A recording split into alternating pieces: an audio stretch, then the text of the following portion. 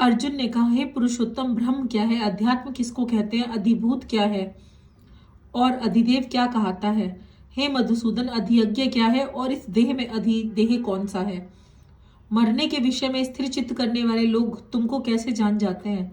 श्री कृष्ण भगवान बोले, जो अक्षर अविनाशी और परम श्रेष्ठ है वही ब्रह्म है।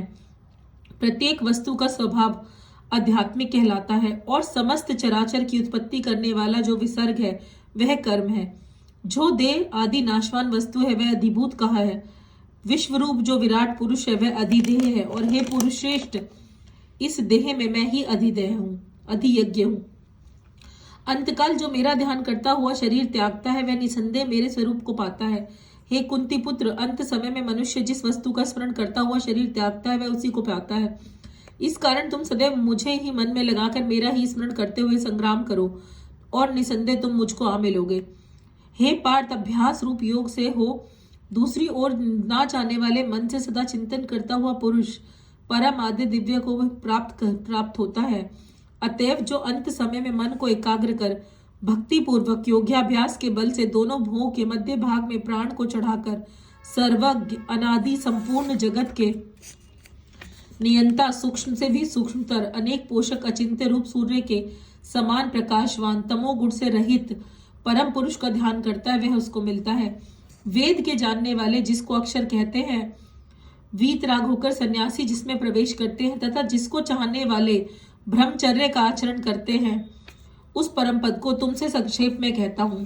जो सब इंद्रियों द्वारा को रोक कर मन को हृदय में धारण कर प्राण को मस्तक में ले जाकर समाधि योग से स्थित हो इस अक्षर का उच्चारण करता हुआ देह को त्यागता है, उसे मोक्ष रूप उत्तम गति प्राप्त होती है। हे पार्थ, जो मुझ में ही मन लगाकर नित्य प्रति मेरा स्मरण करते हैं, उन सदैव स्मरण करने वाले योगियों को मैं सुलभ रीति से प्राप्त होता हूँ। मुझको प्राप्त होने पर परम सिद्धि को प्राप्त करने वाले महात्मागण फिर यह जन्म धारण नहीं करते जो नाशवान और दुख का घर है। हे अर्जुन, ब्रह्मलोक पर्यंत जितने लोक हैं वहां से लौटना पड़ता है, परंतु मुझ में मिलने से फिर जन्म नहीं होता। हे भरतशभ, जिस काल में योगी जन देह छोड़कर फिर नहीं लौटते और जिस काल में लौट कर आते हैं वह काल बताता हूँ। जिस काल में अग्नि प्रकाश दिन शुक्ल पक्ष हो, ऐसे उत्तरायण के 6 महीने में मृत्यु को प्राप्त होते हैं। धूम्र रात्रि कृष्ण पक्ष दक्षिणायन के 6 महीने इनके मध्य गमन करने वाले चंद्रमा की ज्योति को पहुंचते हैं और लौट आते हैं। संसार को नित्य चलाने वाली शुक्ल और कृष्ण नाम की 2 गतियां हैं। एक से जाने पर लौटना पड़ता है और दूसरी से जाने पर लौटना नहीं होता। हे पार्थ, योगी इन दोनों गतियों का तत्व जानता है, इसी से मोह में नहीं पड़ता। अतएव अर्जुन, तुम सदा योग युक्त हो। वेद यज्ञ तप और दान से जो जो पुण्य फल बताए गए हैं, योगी को उनसे अधिक ऐश्वर्य प्राप्त होते हैं और सर्वोत्तम आदि स्थान पाता है। 8वें अध्याय का महात्म्य। श्री नारायण जी बोले, हे लक्ष्मी, दक्षिण देश में नर्मदा नदी के तट पर एक नगर है। उसमें सुशर्मा नामक एक बड़ा धनवान विप्र रहता था। एक दिन उसके संत महात्मा से पूछा, हे ऋषि, मेरे संतान नहीं है।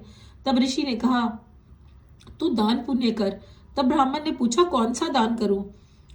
राजन, काले पुरुष का दान। तब विप्र बोला, काले लोहे का पुरुष बनवाया और नेत्रों की जगह लाल जड़वा सोने का भूषण पहनाकर तैयार किया। वह काला पुरुष कहा लगाकर हंसा। राजा डर गया, यह कोई अवगुण है जो लोहे का पुरुष हंसा।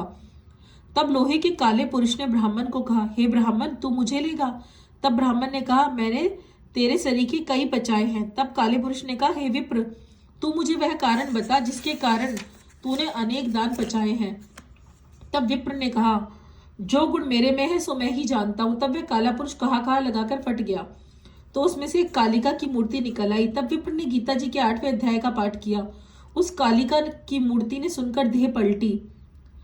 जल की अंजलि भरकर उस विप्र ने मूर्ति पर जल छिड़का। जल की छिड़कने से तत्काल उसकी देह पलटी और देव देही पाई। विमान पर बैठकर बैकुंठ को गई। तब राजे ने कहा, तुम्हारे में भी ऐसा कोई है जिसके शब्द से मैं अधम देह से मुक्ति पाऊं? तब उस विप्र ने कहा, मैं वेद पाठी हूँ। उस नगर में एक साधु भी गीता का पाठी था, जिसने 8वें अध्याय का पाठ सुनकर राजा की देह पलटी। दिव्य देह पाकर वैकुंठ को गया और कहता गया, हे ब्राह्मण, तू भी गीता का पाठ कर, तुम्हारा भी उद्धार होगा। तब वे ब्राह्मण भी जाकर गीता का पाठ करने लगा।